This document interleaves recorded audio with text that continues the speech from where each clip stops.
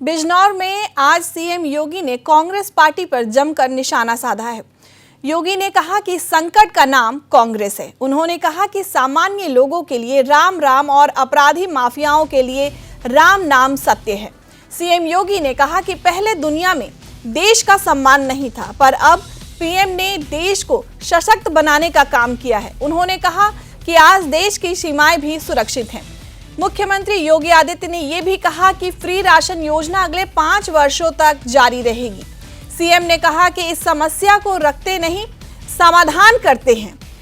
उन्होंने ये भी कहा कि सरकार गलत दिशा में जाती है तो संकट पैदा होता है और सपा, बसपा और कांग्रेस सिर्फ और सिर्फ संकट पैदा करती है।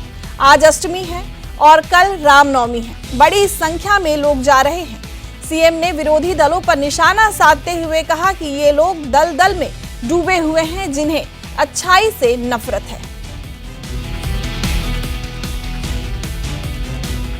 आप आश्चर्य करेंगे कि भारत दुनिया का एकमात्र ऐसा देश है जहां पर हमारे आराध्य को अपनी जन्मभूमि के लिए भी प्रमाण देना पड़ा।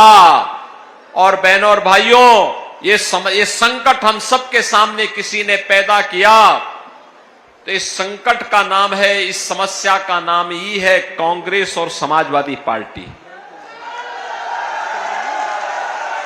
इन्होंने हम सबके सामने संकट पैदा किया। हमारी आस्था को इन्होंने संकटग्रस्त करने का प्रयास किया, लेकिन यह सनातन समाज कहां मानने वाला था।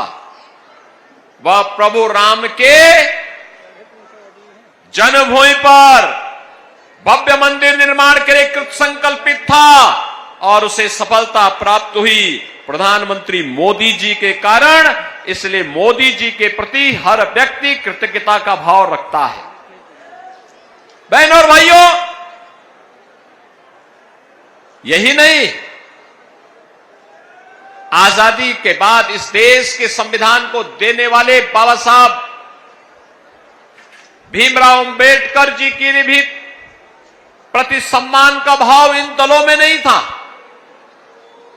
कांग्रेस ने तो बाबा साहब को चुनाव हरवाया था और समाजवादी पार्टी 2012 में जब सत्ता में आई थी तो उसने पहले क्या कहा था? उसने कहा जितने भी ये दलितों के स्मारक होंगे, उसने कहा था इनको हम तोड़वाएंगे। अब आप सोचो, बना तो नहीं पा रहे लेकिन तोड़वाने की बात कर रहे हैं। इनकी मानसिकता देखो ना, ये बना नहीं सकते लेकिन तोड़ने की बात जरूर कर देते हैं।